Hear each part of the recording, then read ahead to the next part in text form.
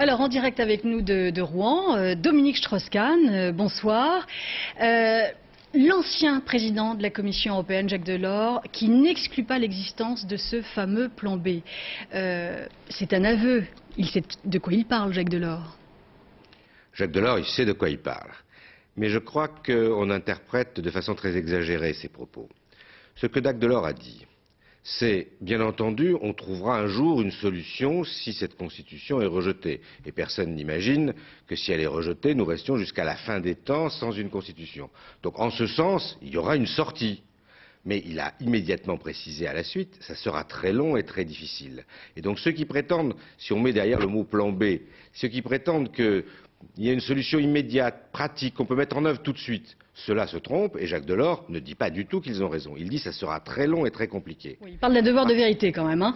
Oui, mais le devoir de vérité, encore une fois, moi je le partage avec lui, c'est qu'il ne faut pas dire aux Français, si l'on vote non, il ne se passera plus jamais rien. Mais il faut dire la vérité aux Français, si l'on vote non, alors il faudra peut-être 10 ans avant que nous soyons capables de produire un nouveau traité, et d'ailleurs rien ne dit qu'il sera très différent de celui que nous avons aujourd'hui. Et c'est ça que Jacques Delors a voulu dire. Dominique Strauss-Kahn, il y a ce tout nouveau sondage, le oui reste majoritaire, 52% contre 48% non, mais dans ce sondage Sofres publié dans Le Monde, chez les sympathisants socialistes, 50% l'intention de voter oui et 50% l'intention de voter non. C'est clair, on le voit bien, le PS n'arrive pas à convaincre ses sympathisants. Oui, c'est vrai, c'est chez les sympathisants socialistes qu'il y a aujourd'hui un déficit.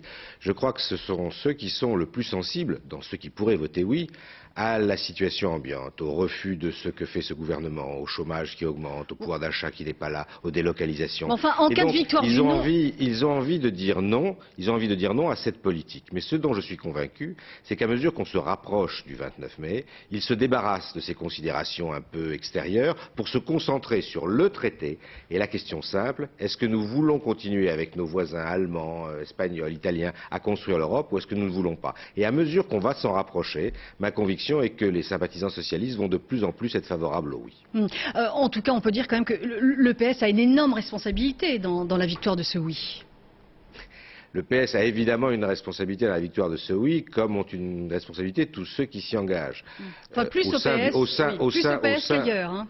Au sein, oui, si vous y tenez, je suis content de voir que vous accordez beaucoup d'importance au Parti socialiste et je le partage, ce sentiment.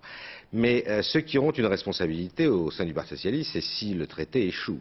Car ce sera à cause de ceux qui prosent le non au sein du Parti socialiste et qui ont un certain poids de conviction et qui convainquent d'ailleurs autour de nous, ça serait à cause de, à ce moment-là, que le traité serait rejeté. Et si toute l'Europe aujourd'hui nous regarde, toute l'Europe regarde la France, c'est parce qu'ils savent que si la France vote non, ce traité est mort. Et comme le disait Jacques Delors, il nous faudra alors sans doute une dizaine d'années avant de pouvoir avoir un nouveau traité. Or, nous n'avons pas 10 ans à perdre. Aujourd'hui, l'hégémonie américaine se répand partout. Aujourd'hui, dans la mondialisation, il faut la voie européenne. Il la faut maintenant. On ne fera pas l'Europe sans la France, disait tout à l'heure Laurent Fabius. Il a raison, on ne fera pas l'Europe sans la France, or nous avons besoin de l'Europe, donc il faut que la France soit au rendez-vous. Dans le camp du non, il y a eu ce nouveau meeting unitaire hier soir à Toulouse avec les trotskistes, les communistes, les socialistes opposés au traité. Quel que soit le résultat du 29 mai, il y aura des cicatrices au PS. Dominique Strauss-Kahn, une redistribution des cartes au sein du PS sera nécessaire, indispensable? Oui, il faudra de toute façon une clarification. Ce que je souhaite pour ma part, c'est que personne n'envisage de nuit des longs couteaux. Je pense que le oui l'emportera, mais nous aurons besoin de rassembler tout le monde, tous les socialistes et toute la gauche, si l'on veut que ce que les Français souhaitent, c'est-à-dire au bout du compte que la politique dans ce pays change, si on veut que ça soit possible, lorsque viendront les échéances politiques dans notre pays, c'est-à-dire en 2007. Il faudra rassembler tout le monde, et rassembler tout le monde, ça commence dès le 30 mai. Une dernière question, si le oui l'emporte, Laurent Fabius, qui milite pour le non, doit-il rester numéro 2 du PS? Et si le non l'emporte, doit-il diriger le PS? Pour terminer. Écoutez, moi je n'aime pas bien les questions hypothétiques. On verra comment les choses se passent le moment venu. Ce que je crois, c'est que si le non l'emporte, nous sommes dans un monde que je ne sais pas décrire. C'est une révolution pour le pays, qui aura pour la première fois été un pays fondateur de la France, à l'origine de l'Europe et qui se trouvera en retrait.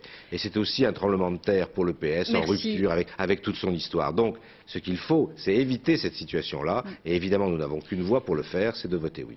Dominique Strauss-Kahn, je vous remercie.